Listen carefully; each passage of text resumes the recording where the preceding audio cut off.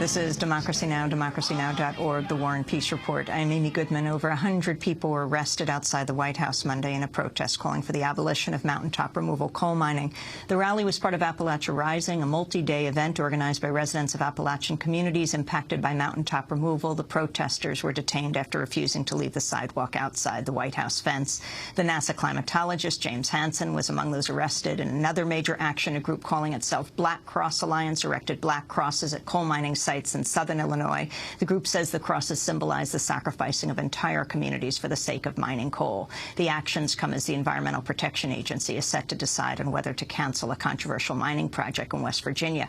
If approved, the Spruce No. 1 mine would be one of the biggest strip mining projects in all the Appalachian states, impacting more than 2,200 acres of forest and 7 miles of streams. Well, Jeff Biggers is a journalist and cultural historian who's extensively covered mining in the Appalachian region. He comes from a family of coal miners. He's authored a number of books, including The United States of Appalachia and the latest reckoning at Eagle Creek, the secret legacy of coal in the heartland. Jeff, we have about a minute to speak with you. Jeff is talking to us from Peoria, Illinois. Tell us about the protests from where you are to Washington. You know, I think across the nation, the coal fields really are having a watershed event for the progressive community, Amy. Appalachian Rising made a very compelling point that mountaintop removal only provides 8% of our national coal production. And so they're really taking the struggle now to Washington and asking President Obama to say, if you can't even stand up to big coal and follow your rule of science, you know, the EPA has told us that, in fact, mountaintop removal creates irreversible damage to our headwater streams, that if you can't even stand up to big coal and stop one of the most egregious human rights and environmental violations, how can we even begin to discuss comprehensive energy and environmental and healthcare legislation? So I think Appalachian Rising, like so many coalfield communities from Alaska to Alabama to southern Illinois, are really leading the way for the progressive community now to really hold the Obama administration accountable. Why yesterday? Why were these mass protests across the country scheduled for yesterday?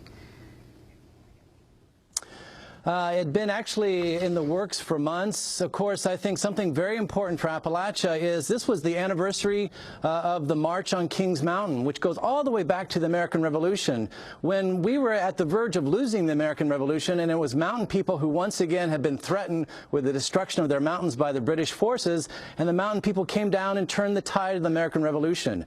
Once again, it's Appalachian people. It's people who are living on the front lines of the extraction industry, anywhere from natural gas drilling to the oil drilling, to the coal fields, who actually are saying, hey, we have to move forward and really take this battle to Washington to go forward. In 30 seconds, Jeff, what is wrong with mountaintop removal?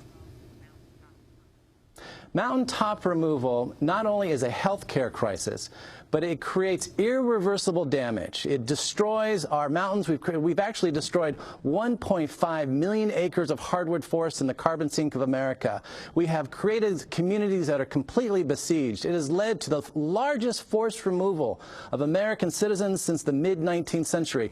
Today, Amy, at 4 o'clock this afternoon, when you flick on your light switch in your computers and your radio and your TV, for thousands of Americans in the coal fields, they'll be living with fly rock, dangerous silica dust, and toxic coal dust. Their water has been contaminated by coal slurry. We really have created these natural sacrifice zones that should no longer exist in the Obama America. Jeff Biggers, thanks for being with us, journalist who's been long covering mining issues. His book, Reckoning at Eagle Creek, The Secret Legacy of Coal in the Heartland, speaking to us from Peoria, Illinois.